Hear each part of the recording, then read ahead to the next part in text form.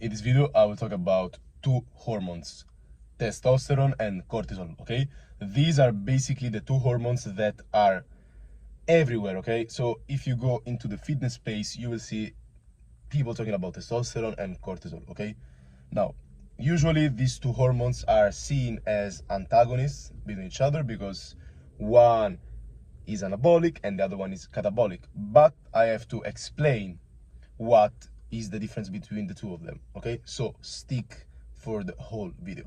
I also want to say that on my bio you can find a link to my PayPal and also to my coaching link, okay? So if you're interested in contacting me, there are the links. So let's jump into the video.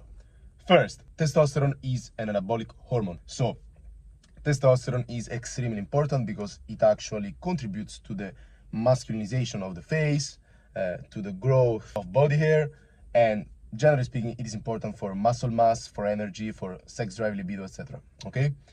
Meanwhile, cortisol is basically a catabolic hormone and it is released when there is stress, okay? So let's say you are running from an animal that is chasing you. In that case, what you're doing is actually releasing cortisol together with other catecholamines such as adrenaline, because it's basically a shocking mechanism that says to the body, hey, you are in danger. You have to escape from this situation, okay? Now, the problem is that these days, cortisol in a lot of people is always elevated because they have a lot of stress from the environment, maybe it's mental stress, whatever, okay? So people tend to stress a lot when basically sometimes there is not even the need to stress, okay? And when people stress chronically, this hormone is elevated. The problem is this: when you have chronically high cortisol, then it actually interferes with your testosterone. And I'm telling you this because also I do blood work, and there was this particular day in which my testosterone was really high. It was around 1100 nanograms per deciliter, and my cortisol was also very high. So I asked myself, how is this possible? Because they are basically antagonizing each other. But in this case, sometimes there can also be an acute spike in testosterone and in cortisol, particularly when the precursor is elevated. In this case, I'm talking about cholesterol and also about progesterone, okay? So basically, what you need to focus on in order not to lower your testosterone is basically to have normal cortisol levels that rise during the morning. So they spike in the morning because they are essential in order to wake you up.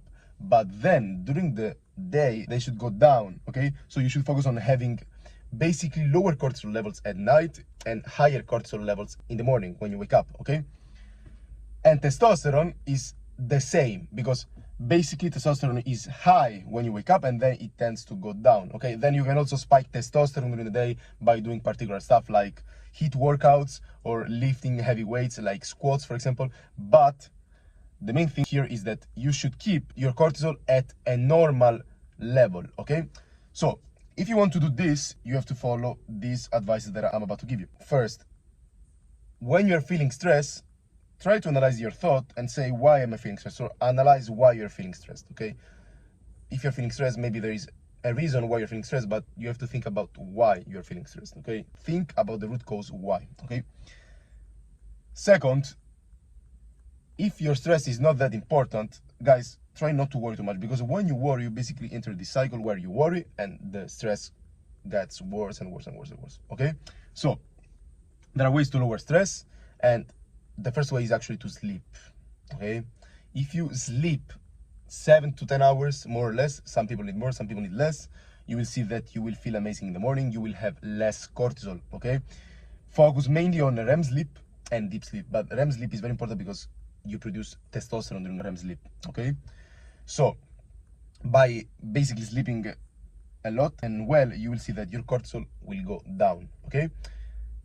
If you want to sleep well, you also need to focus on specific supplements that will allow you to do so. I would suggest you to take ashwagandha together with magnesium bisglycinate. When you take these two together, you basically stimulate all the neurotransmitters together with GABA, and this will allow you to sleep better, okay? This happens because ashwagandha actually targets serotonin receptors, and by doing so, it actually makes you calmer, okay?